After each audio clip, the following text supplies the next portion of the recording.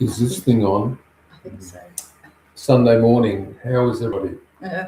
All right. Still asleep. Still asleep. So today we thought we'd make this, well, not a little bit more light-hearted, but we've got a ton of questions here about paranormal experiences.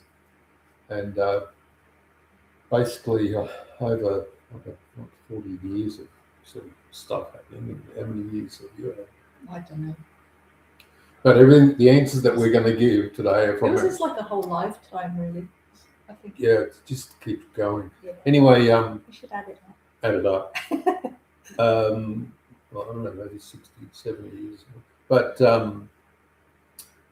it's from our experiences. So it's not what we've read. It's not what, someone's told us or whatever.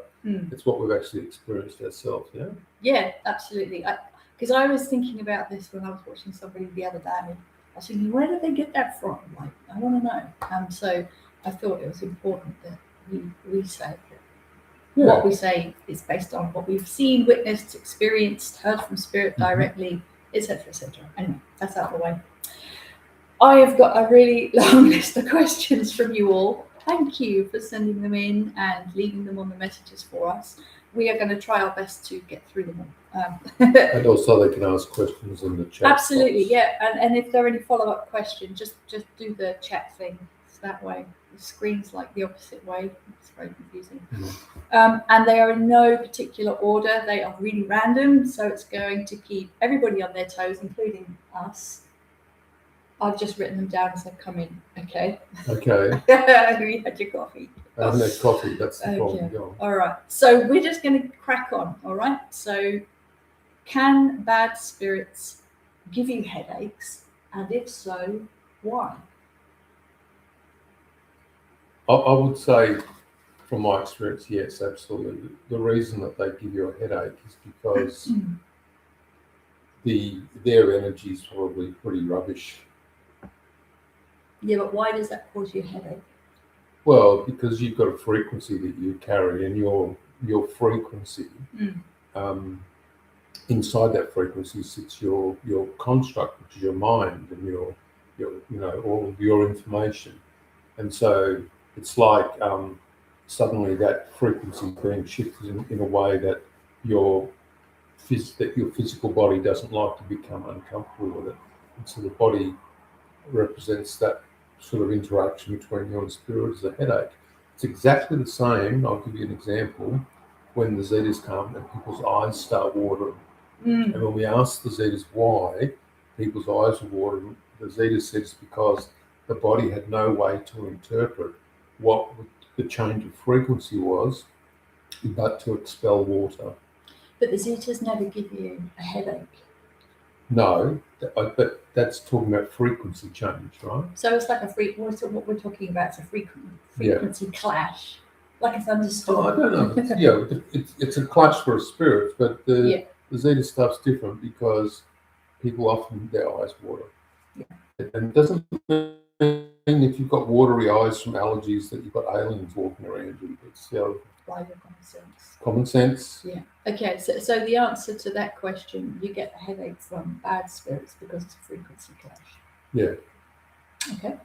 Okay. Hope that answers that question. Right. All right. Question 2. Are there any nice reptilians? And I think this was off the back of one of the videos we did earlier. Are there any nice reptilians? Honestly. I'm thinking. I remember once I met one reptilian in a sitting, in a trance session, and he seemed fairly benign. Okay. So he didn't seem malevolent or anything like that. I was going to say that sounds neutral. Yeah, fairly neutral. So if you have have I ever seen one come dancing through with flowers and all that sort of stuff? No, no, never. So okay, so the answer is you've met a neutral reptilian, but you've not met a nice reptilian. I just want to say there that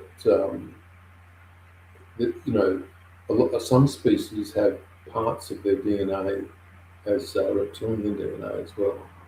So that's a bit of a bigger area. I was going to say that's not going off on a huge that's not really tangent. talking about what we're talking about today. Okay. Question: in the act of creating man, did God blow himself up creating the Big Bang Theory? Yeah, probably not.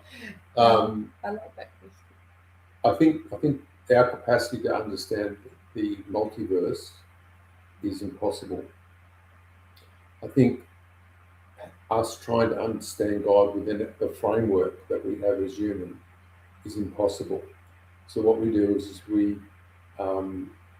turn God into a human man or whatever, and then we start laying all of this stuff at the feet of that being and making it seem as though there should be all these rules and regulations that need to be done. So I don't believe in the Big Bang actually at all.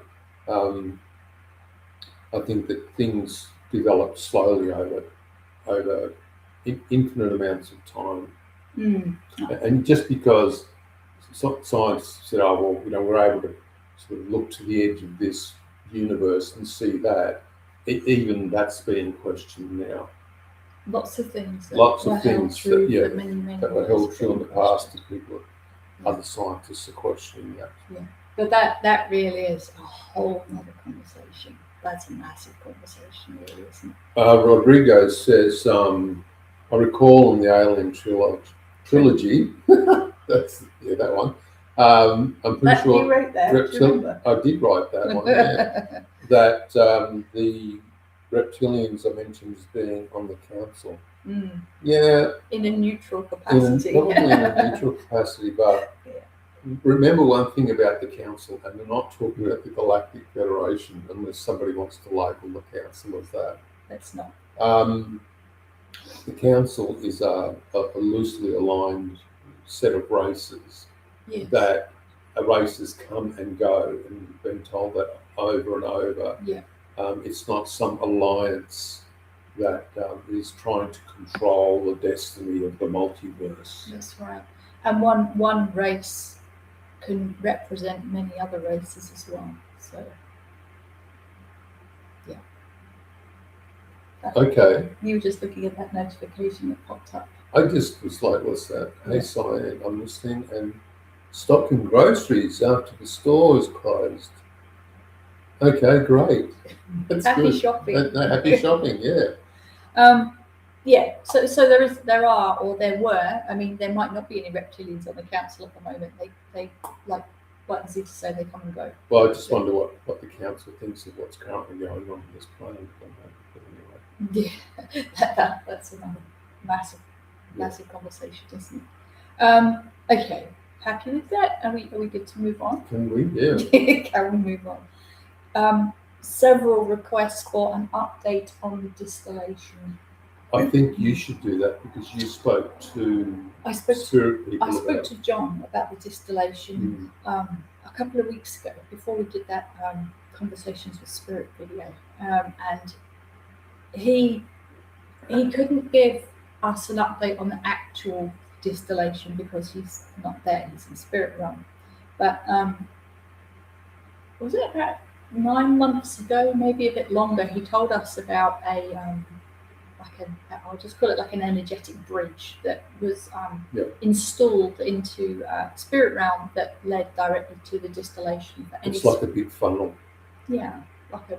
It's a big funnel that comes down into a transitional hub or something inside spirit realm. Yeah. And when that was first installed, if I can just use that word, none of the spirit people would go anywhere near it. No, they were actually very fearful of it.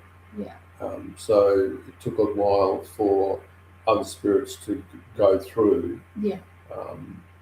And talk about it. Yeah. So John says the fear of that portal is no longer there, but he couldn't give me any information as to amorphed spirits deciding to go there or anything like that. So I think he said we needed to talk. I won't use the word he used to describe the Zetas.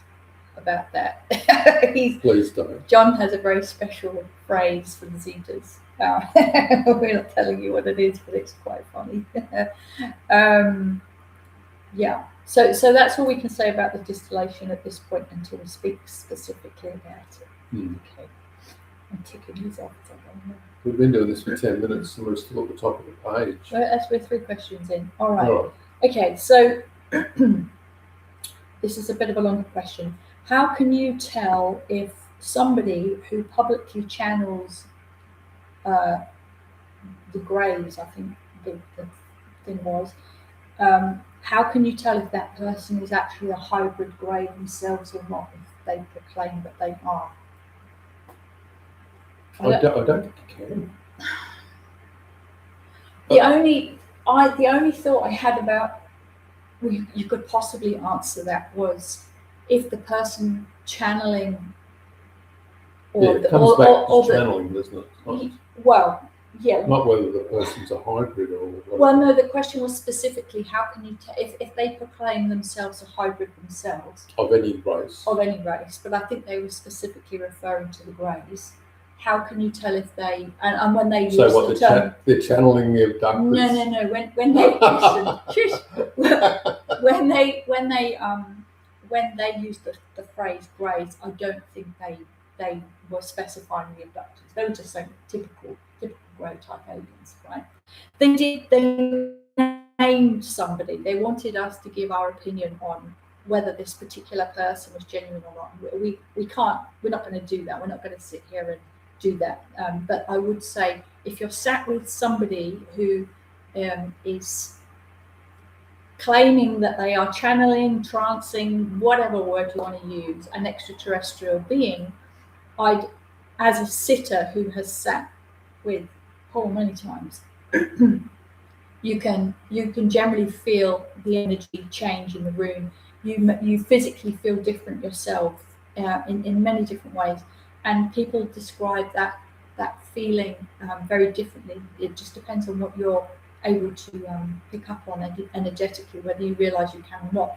But generally there's something about the situation you're in that will change from normal to not normal. Now whether that's you feel like you're swaying from side to side, whether you feel like everything else is swaying from side to side, or whether it feels like you're floating in your chair, or maybe the entire chair is floating, maybe the room has gone into this crazy expanded state and it feels like you're kind of sat out in the infinite universe. You might feel really unable to coherently think. Yeah, that's a big one. All sorts of different effects of that being that's being channeled, if they actually are, will project through that particular medium or channel. Yeah, I just want to say about channeling, if a person hasn't evidenced their entity, a lot of what's going to come through is going to come through from the person's mind.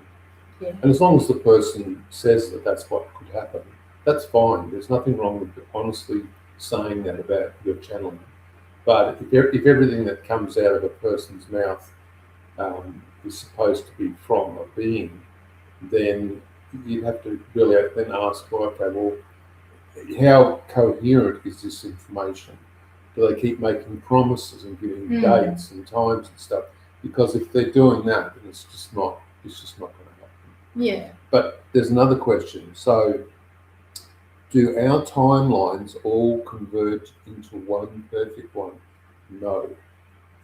So, if you think about the timeline that we are currently on, and the fact that there are divergent timelines, right? And I'll give you an example. So you walk into a shop and you go, "Gee, I feel like I've been here before." That's because the timeline that you're on, that's relative to this timeline. And I'm going to start this again, right? It's just because it's too confusing. So basically, you're born, but as you're born onto every timeline, right? That is different personalities and different people and all the rest of it. That's what's classed as an asynchronous incarnation. The timeline next to you could be ahead of you by 3 or 4 seconds. And so on that timeline, you've walked into that shop. you then walk into the shop for the 4 seconds after, and you go, I feel like I've been here before. All these timelines run asynchronously, so people can terminate on multiple timelines and still exist on others. Yeah. You've often likened it to like a running track. Yeah. And you know all the racers, they start off running at the same time. You know, when they do the gun thing, but because the tracks are all, you know, in different whatevers, because of course the further out you go, the longer it takes to get around the corner. Everybody starts running at a different pace, and everyone's at a different spot. Am I on the one timeline thread? Mm. I've been on other timelines, but I'm aware of myself on this one. So that's how I'll answer that question. Back to the paranormal. Okay. Completely different question. Okay. What happens, says this person, if I step into a circle that a coven uses? A coven. Coven. Yeah. Coven. So generally, when covens are doing ritualistic stuff, they'll use protection spells to hold this energetic space. Not going to give away too much information about this because there's a lot of information, and I think it's probably not helpful giving people too much. If they want to research that, that's their own life if they want to do that, right? So the question: what happens if a person steps into a circle that the coven uses? Probably nothing, unless the person stands in the circle and then goes, that then tries to do some ritual magic or something like that themselves. Yeah. I'm trying to remember the context of that. I think the context of that question was the person was on one of those ghost tours, and the tour took them to a room that a coven had used. Mm-hmm. God, I can't speak this morning either. And they stepped into a space. I think it was a pentagram on the ground, and they said they'd got headaches or something. But yeah, it was a long piece of information. Jeff, what do you mean by a time slip? Because I've probably got a different type of like a glitch. Yeah, I've seen glitches. So have I. Yeah, what about that time with the cat? Yeah. Tell them that story. I will, because there's like a minute delay or something on these questions, so Jeff's probably typing. Oh, you talk about the cat while the 60 seconds. I was in a park. There were some tennis courts, and I was just looking out over the tennis courts, and a black cat. I love black cats.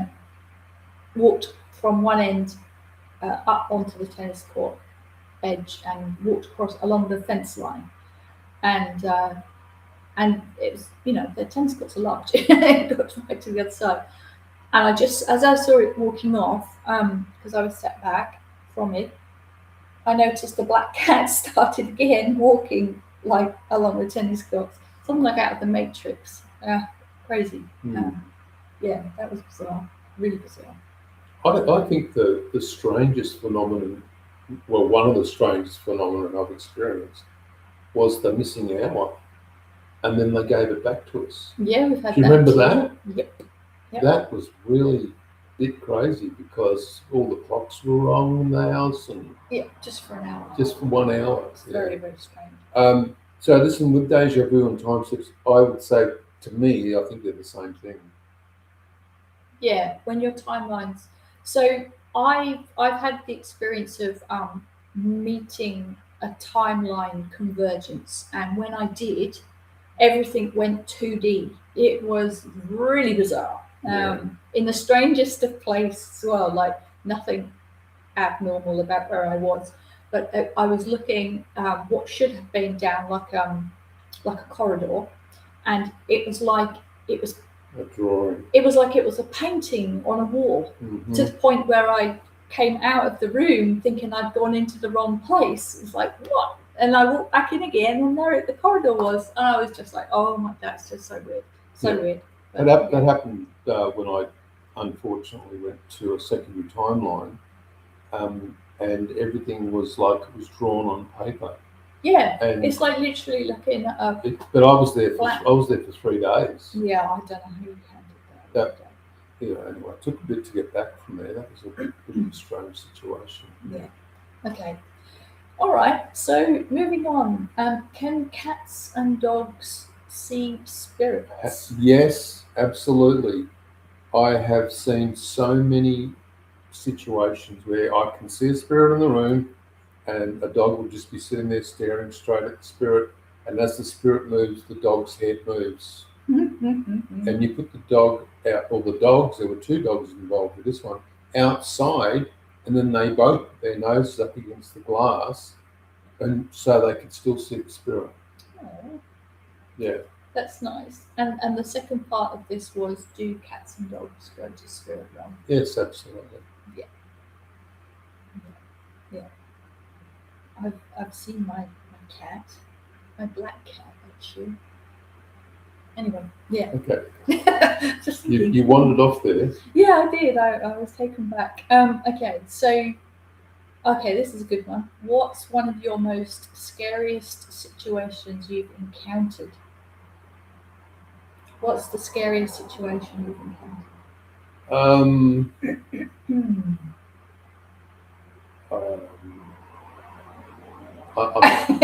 You probably got like a top 20, right? Wow, that's a big question.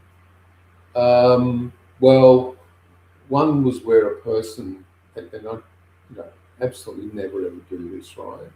So this person decided that they needed protection, and so they basically went online and purchased an entity from somebody. Now, most people would laugh when they hear this. Right? It does sound funny. It does sound funny. And so No. they contacted me, and I actually met up with them and was sitting in a room with them, they were sort of on the other side, and we were just chatting, and I could sense that the room was like it was filling up with water. And it got to the point where the water or the energy or the water had reached the roof, and now I was struggling to hold on to any thought process. And so the Zetas came and just shut it all down, which was great. But what happened was, that night, 4 or 5 people turned up, and this entity manifested as a white flat orb and went to each specific person that was sitting in the circle and was trying to, I guess, in some way integrate itself with them. But everybody has free will, so of course they kept saying no. It came round to me, and I said yes, right? Because I wanted to see what this thing was actually up to, right? So then I realised I had a fight on my hands with this thing, and it took me about, I'd say, 4 or 5 minutes to get it under control with the Zeta's help. I'm going to say that. And then the person that had purchased this thing wanted it back, and so it just, it couldn't stand the pressure, of being with me. Yeah. And I went back to that person. So that was just one example, but believe me, there's a lot. Yeah, I mean, we You should could do a whole video I on was it. going to say that would make a great I think top 10 craziest I think experiences. people would be a bit terrified if I did that, because they didn't believe that it's even possible. But yeah. There was one thing you told me about many years ago, the trapped entity story. Oh yeah. And it just sounded so absolutely, utterly insane. And then over the next few years, we kept running into the people who were also there and experienced it in too. the room and saw what happened. And then the person it actually happened to ended up here really randomly and recounted the whole thing, and I was just like, oh my god. Yeah. So some stuff seems like it's just absolutely impossible. Yeah. But then when some people turn around and start going, I was there, I saw it happen. Yeah. It's like, oh no, is this stuff really possible, right? Yeah. Okay. So when they talk about disclosure, hang on to your hats, because if they actually start disclosing anything that's of any real significance or real, it's going to sound like science fiction. Yeah, well, it probably sounded like you're rewatching the X-Files at this point. Or Stargate. Or Stargate. SG-1. There you go. Yeah. Ready? Yep. Next one. All right. Okay. I've written down what the person says. Can a person be haunted, like experiencing people around them all the time, but when you're awake? Yes. It sounds like an astral. I would suggest that if a person does EVP, that the chance of them actually having that happen to them is very, very high. Like as in attracting. Yeah, they walk around cemeteries with a recording device in their hand and asking questions, and then next thing you know, when they play it back, they're getting sworn at. Okay. But let's pretend they haven't been doing that. Is it? Well, would we say probably you would have to? I'd say no. No. I'd say there'd be a very limited chance of it actually happening, unless it would put a positive on this, unless it was a loved one that had come back from spirit realm and was trying to look after you in some way because they felt that they needed to. What if it's a different thing going on? What if it was something like this person's got like a natural ability to see into the astral, or the astral is particularly I wouldn't use the word strong, but I know that's not the right word, around them, and so they're seeing astral travelers they could be into past timelines. Well, the difference would be is that if you could see into the astral, you'd see all the astral imagery as well. You'd see all the little animals and the little creatures that run around and all the rest of it. They only mentioned people. So it's probably not the astral. Yeah. So possibly, depends what you've been up to, is the answer to that, I would have thought. Yeah? Yeah. Okay. This is an interesting one. I hear small stone-like sounds being thrown at my bedroom window, but no one is ever there, and I live in a high-rise. What could it be? What do you think? Well, that sounds very similar to a situation we had, I don't know, it was about four or 5 years ago. And there was a lady who was in a similar situation. She gave us a lot more information about it, though, so we were able to sort of define it a little bit more accurately. Yeah. But basically, it turned out to be her own mediumship potential, kind of manifesting through leeching energy, if you like. Like she was holding on, she had all this energy with her, like so kind of like a kinetic thing, maybe. Yeah. But she wasn't sitting, so because the energy had nowhere to go, and so it was manifesting as these small, like tapping sounds on her window, and it would generally follow her about. So if she stayed somewhere else, it would still happen. If she moved, it would still happen. It didn't matter whether she was on the first floor, third floor, or fifth floor; it would still happen. And it only stopped when she started sitting to develop. Yeah. Yeah. So some people create their own problems with energies because they don't clear their energy, or they don't sit, or they don't ground. So so we'd need a little bit more information about that. But that's the other thing with a lot of the questions. With a lot of the questions, you sort of have to get more information. Jeff says, does everyone's purpose on Earth depend on what they did in their past lives? No, it's changed though. So the Anunnaki. No, it was the Palladians. It was Akron. I'm waiting for the rest of the sentence. Yeah, Akron he was asked about karma, and if you go onto X and have a look at the Zeta connection, you'll see there's an article there about what the Palladians say about karma, and it's very interesting. But with the distillation that's in place, Mm. when people do incarnate now, they're going to remember what they did in the past. And so that means that they're going to have the experiences of a previous life, and so they'll make a different decision. So I was reading something this morning, and this is how it went. It said, imagine you were told today that every time you pass over, you're going to relive the same life that you live now, and you can't make any changes to it. Well, the first thing that would come to your mind is like, oh my, this is not going to work out real well. I'm not going to be too happy. Mm. And the reason that they asked the question, it's a psychological test. The reason they asked the question was because if that was true and that you incarnated back into exactly the same life without any changes being made, what changes today would you make that would make you much happier as a person? I think that was probably a very good existential question Mm. that psychologist had posed anyway. Mm. So, hey Gavin, it says, Gavin, glad to see you back on YouTube and watching all the latest videos. Glad to see you guys again. Well, we went away for a while because we didn't want to be part of the problem. And of course, now everything's coming to a point of some sort of resolution in regards to what's going on. But there has to be there has to be a clearing of the energy globally, and all this stuff has to come out.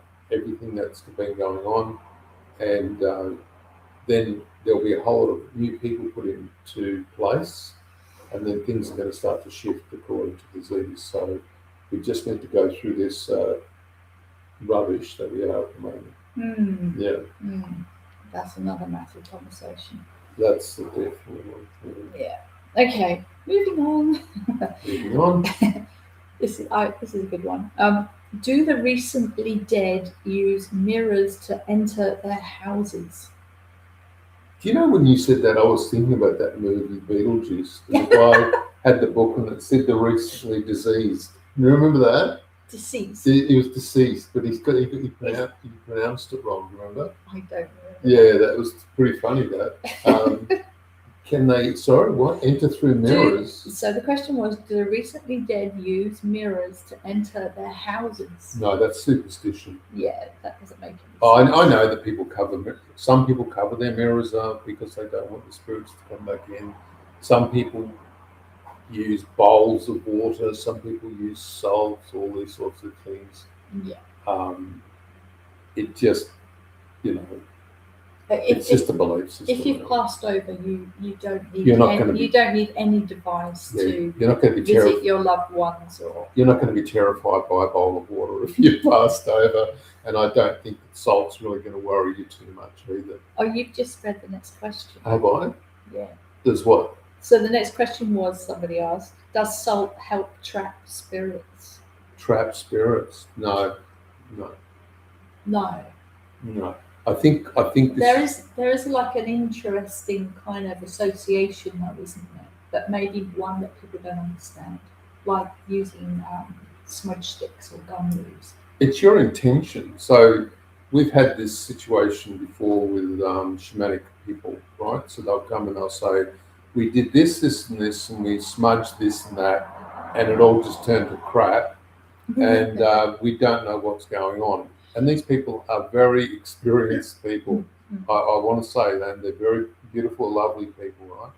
And I said, well, basically you could walk outside and grab some gum leaves off the tree and smudge the spirits or whatever it is that you're trying to clear with them, and that wouldn't make any difference.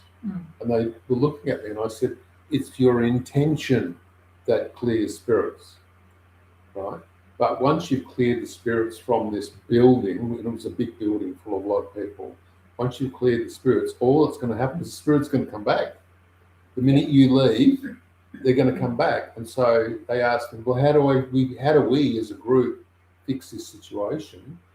And I said, you have to educate the people in the building to change their behaviour, and then the spirits will leave. What about things like using salt to stop people crossing through spirits crossing through doorways and things like that. No, let's go through the wall. Yeah. Seriously. Yeah. But there are cultures that swear by it, aren't there? Well, here's a question from Jeff. Do souls age, and what is it meant when it says you're an old soul? Do you want to answer that?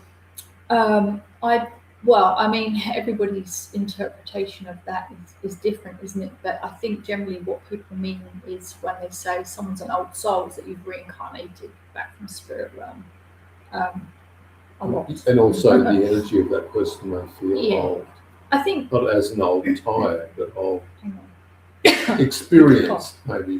I think I vaguely remember a conversation with the spirit where they explained that new souls, new spirits, you can kind of sort of tell who they are because they maybe are just interested in very earthly human pursuits. Like they might be obsessed about football or gambling or like those sorts of activities. There's nothing wrong with being a new no, nothing wrong incarnated soul from the oversoul. It happens all the time. Absolutely, but like an old soul was likened to somebody who was much more interested in meditation and the quiet life and things like gardening.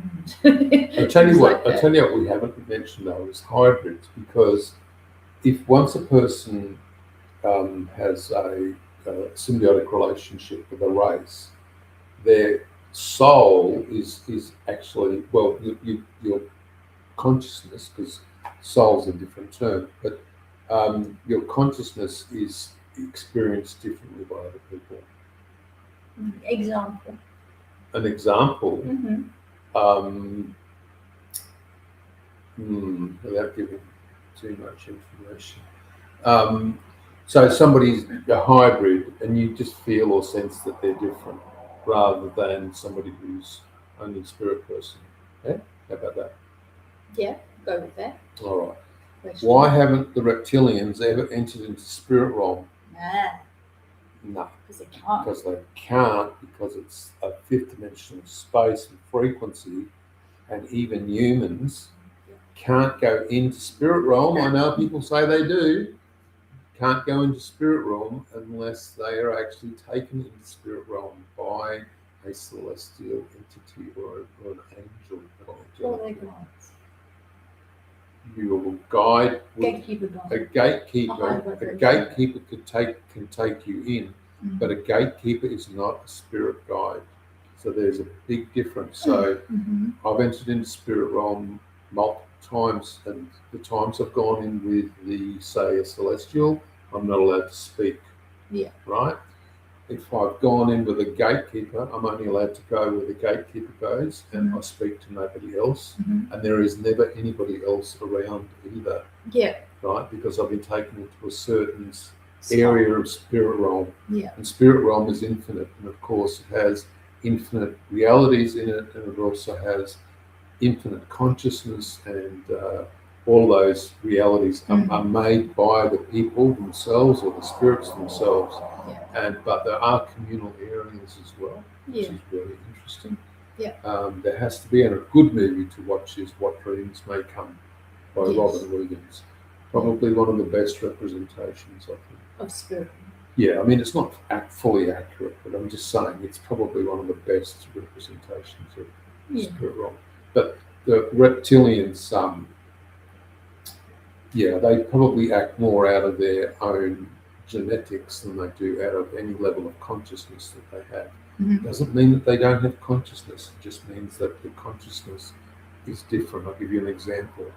We've got geckos, and geckos like to hunt at night and eat ants. Would I say that the gecko has a consciousness? Yes, it has a level of consciousness, but it also has the desire to want to hunt other things, right? So that's what it does. It's a reptilian, isn't it? It's like this big. So, but no. So they're not going in spirit realm. But no, but. But it also explains why people that have gone through the distillation after they've passed over can't cross through back to spirit realm. So that energetic bridge we talked about between spirit realm and the distillation is one way. So once the spirit has gone through to the distillation, their frequency vibration changes. They can't then go back to spirit realm. So it's quite protected. Rodrigo, when you say if they have incarnated many times, old souls, they will be of a much different nature.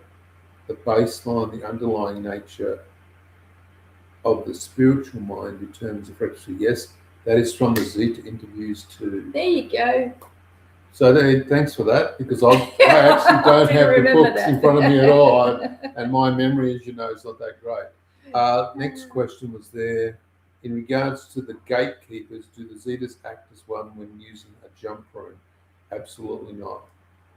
Jump room technology. No. That's a whole. Okay, let's unpick that. Unpack that. Unpick it. What's jump room technology for? Well, Basagio said that they were using jump room technology to jump to Mars. But the problem is that in that encounter, or one of the missions that they undertook, that he said that his arm got ripped off, and then of course he noticed that whatever. When he came back, of course, he still had his arm. Yeah. And so these jump rooms are just really holographic sort of representations of a place that you could go, a realm of reality, right? It sounds like a shortcut process to a consensus reality to me, or something similar. It could be a consensus reality, but or definitely a training environment, something that's been set up. Yeah.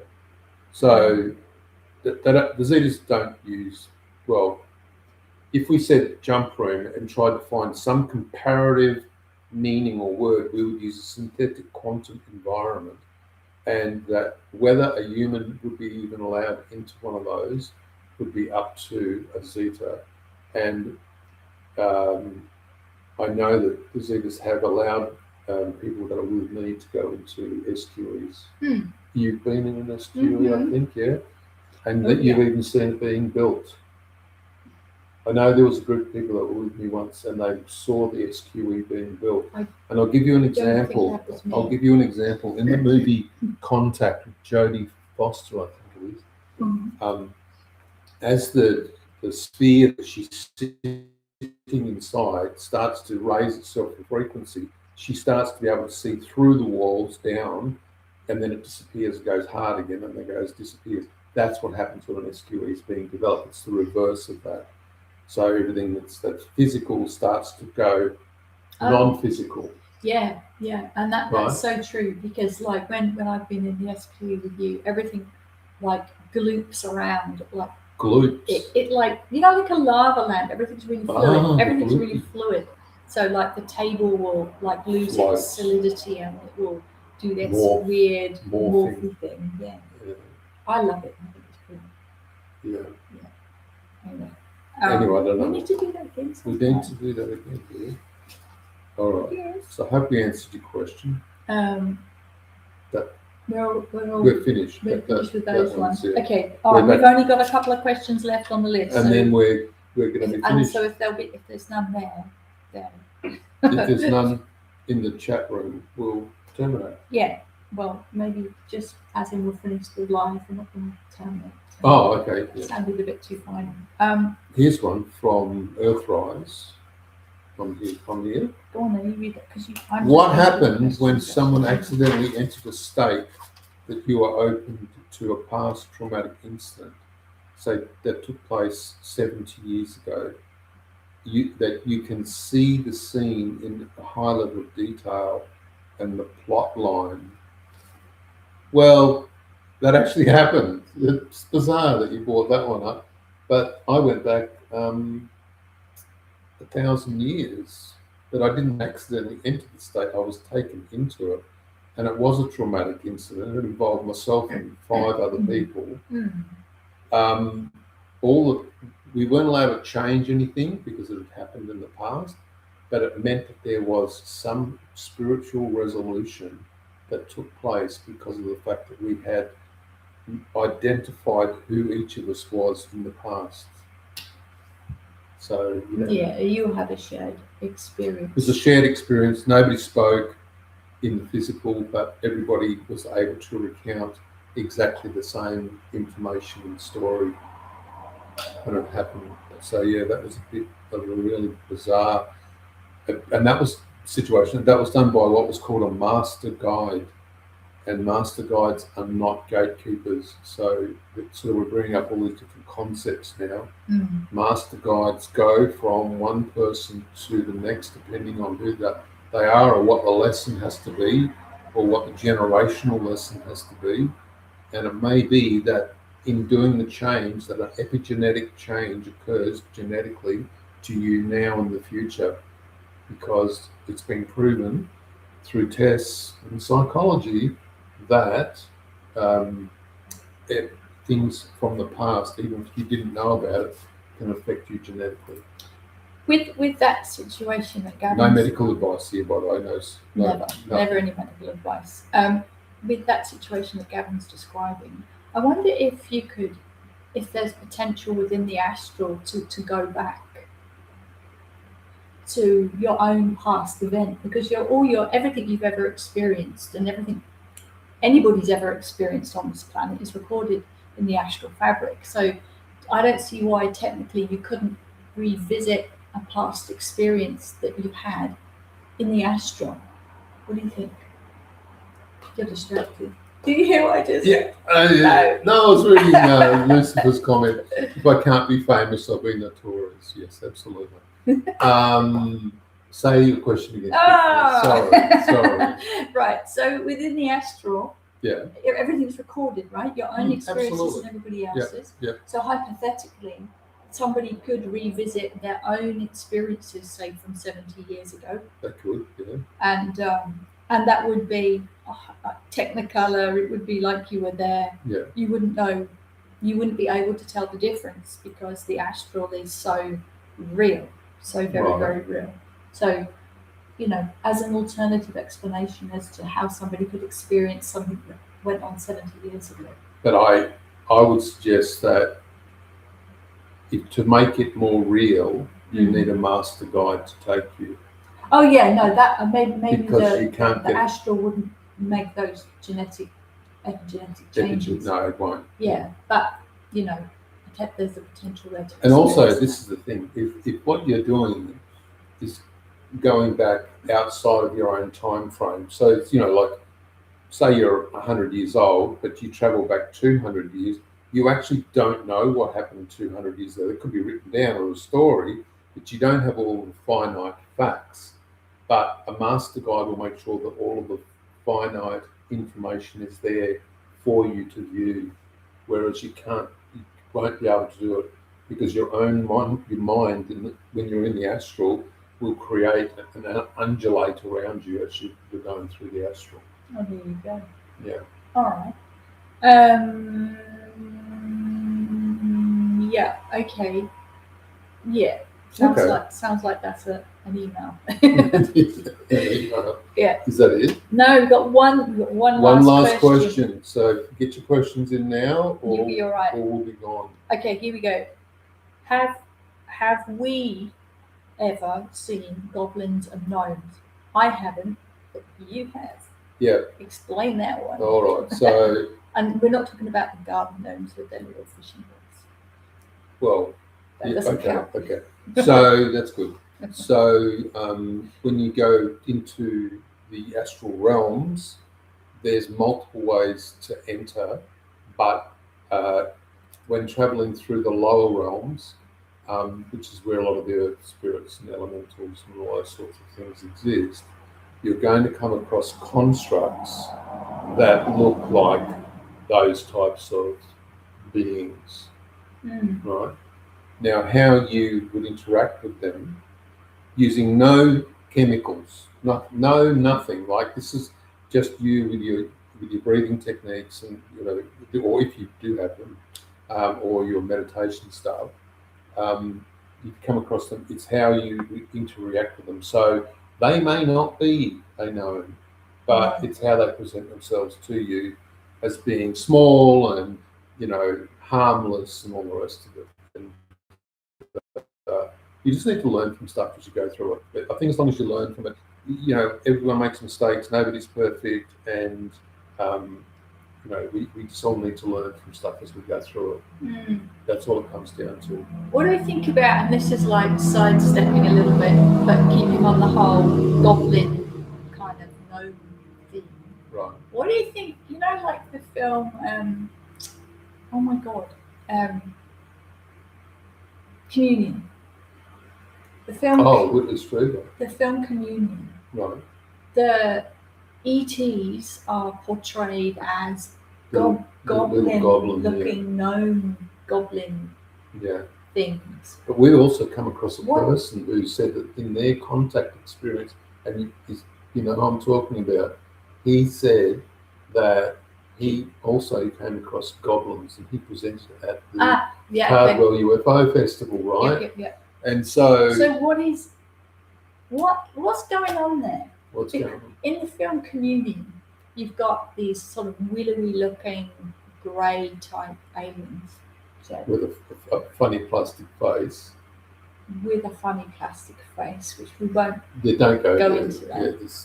Yeah, but there were also these really gruesomely horrible looking little gnomey goblin creatures. Yeah. I think that we've never seen. So in a situation like that, where it's fully screen memories, right? Yeah. Because he's actually laying on the table, right? And in the end, he thinks he's not. He thinks he's dancing with him and all the rest of it. Yeah. But it's actually a full screen memory. Yeah. And so they've just overlaid all of the different whatever they want, because they don't know what you do or don't want. Which we've had that experience as well, especially when Pam fully materialised physically. That's another story. That's another one. We'll tell you in a second about that, but I think I may have talked about it before. So with the screen memory technology, we're just going to overlay that so that people see what they feel comfortable with in some ways. But sometimes they make mistakes. And so this was a physical reality that took place. I was in a room, there were people like sitting on a couch with their back to the wall, and I was just standing up talking to them, we're just friends really. And they all started looking over my shoulder, and they said, "I think you better turn around." And when I looked, and there was this physically formed being called Pam, and not Peter Pan, standing crouched in the doorway. Would have been 7 or 8 feet high. With his curly horn things, and his goat feet or whatever he's got. And he stayed there for such a long time that I walked over and said to him, "You can't be here, you need to leave." Yeah. Right. Now, everybody in the room saw it. It was full daylight. All the blinds were open. There was no chemicals involved. Nobody were drinking, and all the rest of it. And so, what we had then asked the Zetas later on was what happened, and they said, "Well, we took the most innocuous image out of a child's mind we could find, and thought we would present that way." Because they thought by taking an image from the child's mind, the child being the youngest, an image from their mind would be safe, socially acceptable, and not scary to anybody. It just so happened that we believed the child had been reading like biblical related stories. Yeah. So but that happens. That's happened to you. What did you see? You see rabbits or? But going back, we'll just put the rabbits on hold. It is Easter after all. Oh, it's Easter.